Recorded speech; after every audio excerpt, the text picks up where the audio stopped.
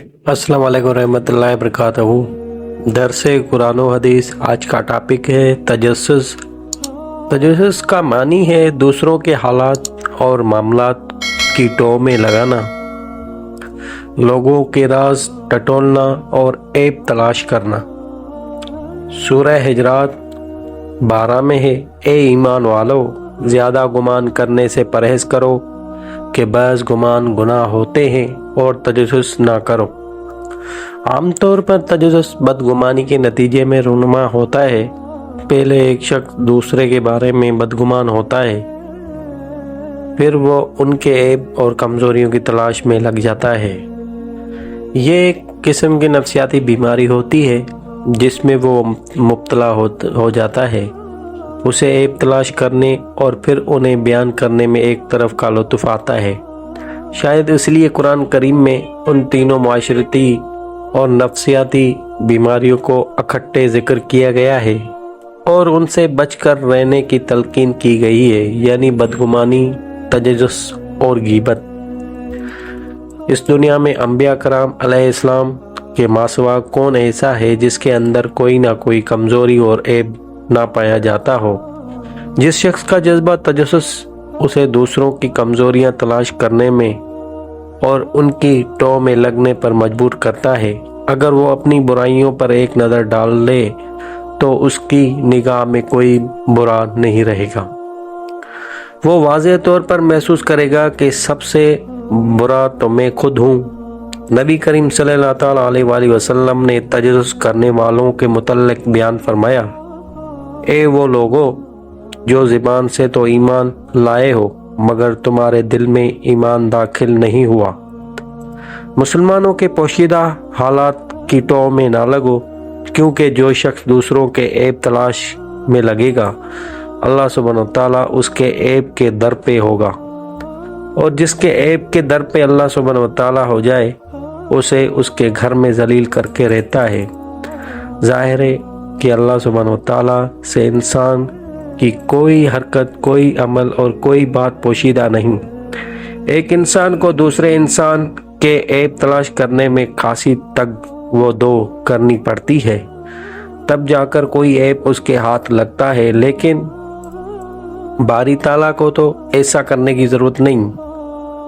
वो उन कमज़ोरियों को भी जानता है जो इंसान के इखलाक में पाई जाती हैं, उन हरकतों से भी बाखबर है जो वो रात के अंधेरे में दूसरों से छुप छुप कर करता है। इन काबिल एतराज़ सरगोशियों को भी सुनता है जिनकी इंसानों को खबर तक नहीं होती। जो शख्स मुसलमानों के ऐब तलाश करने से बाज ना आए, अल्लाह सुब्हानहू तआला उसे उसके घर में बैठे बिठाए रुसवा कर देता है। इस्लाम ना सिर्फ ये कि दूसरों के ऐब की तलाश में लगने से मना करता है, बल्कि तलकीन भी करता है कि अगर इत्तफाकन किसी का कोई ऐब और बुराई तुम्हारे हाथ लग जाए तो उस पर पर्दा डालने की कोशिश करो।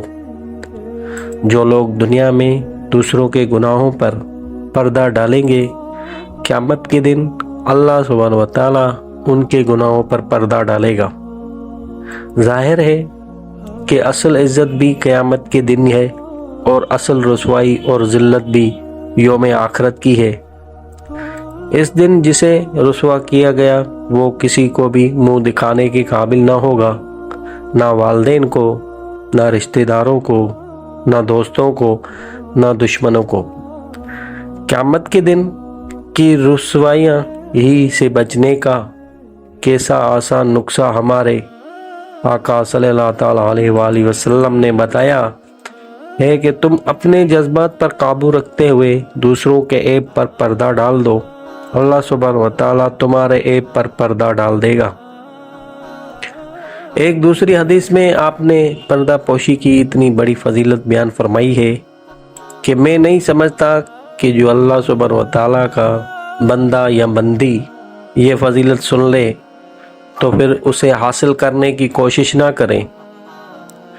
इमाम जसास रहमतुल्लाह अलैह ने नकल किया है कि सरवर दो आलम हज़रत मोहम्मद मुस्तफ़ा सल्लल्लाहु अलैहि वसल्लम ने इरशाद फरमाया, जिसने किसी का कोई पोशीदा ऐब देख लिया और उस पर पर्दा डाल दिया, تو یہ ایسا ہے جیسے کسی نے زندگی در کو جانے والی بچی کو موت سے بچا لیا۔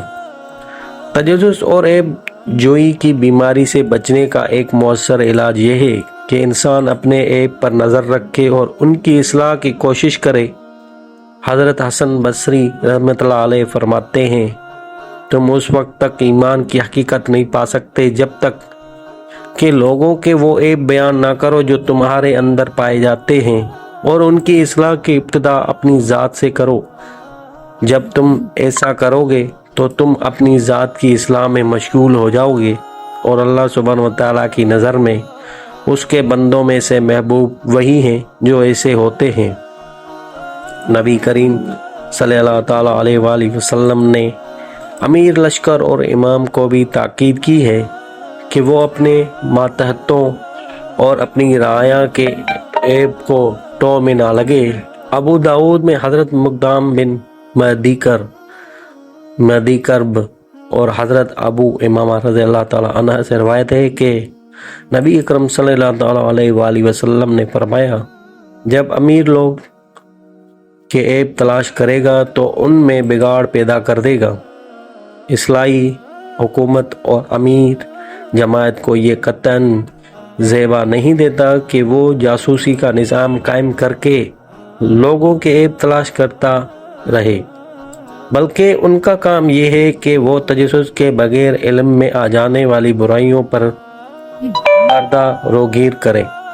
تجسس میں پائی جانے والی دوسری خرابیوں کے علاوہ یہ خرابی ملحوظ رہنی چاہیے کہ جب کسی جماعت کے کارکنوں یا کسی امیر کی رعایا کو پتہ چل جائے کہ ان کا امام اور امیر ہماری کمزوریوں کی تلاش میں سرگرداں رہتا ہے، تو ان کا اعتماد اپنے سربراہ سے اڑ جائے گا۔